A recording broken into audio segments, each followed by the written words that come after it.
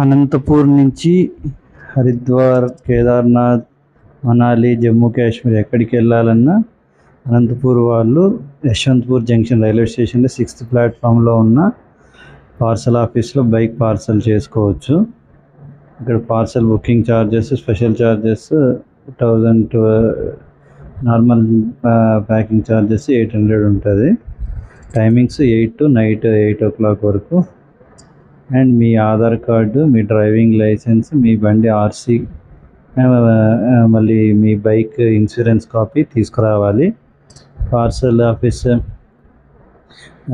కన్నా ముందు bike packing చేయించుకోవాలి. తర్వాత ప్యాకింగ్ చేసిన బైక్ పార్సల్ ఆఫీస్లో ఇస్తే అక్కడ మీరు ఎక్కడికి వెళ్ళాలనుకుంటున్నారో ఆ డెస్టినేషన్ బట్టి మీకు ఛార్జెస్ చేస్తారు బైక్ వాల్యుయేషన్ చూసి.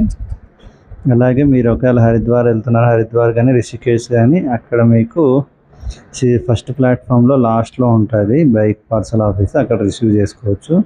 మీకు యశ్వంత్పూర్లో ఇచ్చిన రిసిప్ట్ని జాగ్రత్తగా పెట్టుకొని అక్కడ ఇస్తారంటే మీ బైక్ ఇస్తారు, లేకపోతే కొంచెం కష్టం అవుతుంది, చూసుకోండి.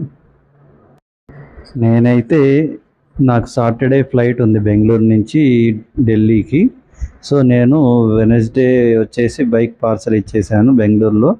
థర్స్డే ట్రైన్ ఉంది, స్పెషల్ ట్రైన్, వీక్లీ ట్రైన్, అది బెంగళూరు యశ్వంత్పూర్ నుంచి రిషికేశ్కి వెళ్ళేది.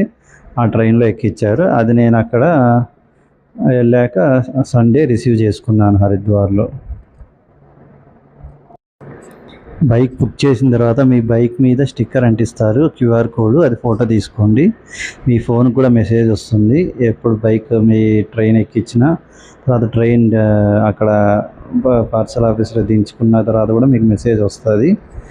వెయిటింగ్ ఛార్జెస్ 6 hours దాటిన తర్వాత వెయిటింగ్ ఛార్జెస్ స్టార్ట్ అవుతాయి మీ బైక్ ఎక్కువసేపు ఉంటే. నా బైక్ ప్యాకింగ్కి 1000 rupees అయింది యశ్వంత్పూర్లో. రిషికేశ్లో 1500 అయింది.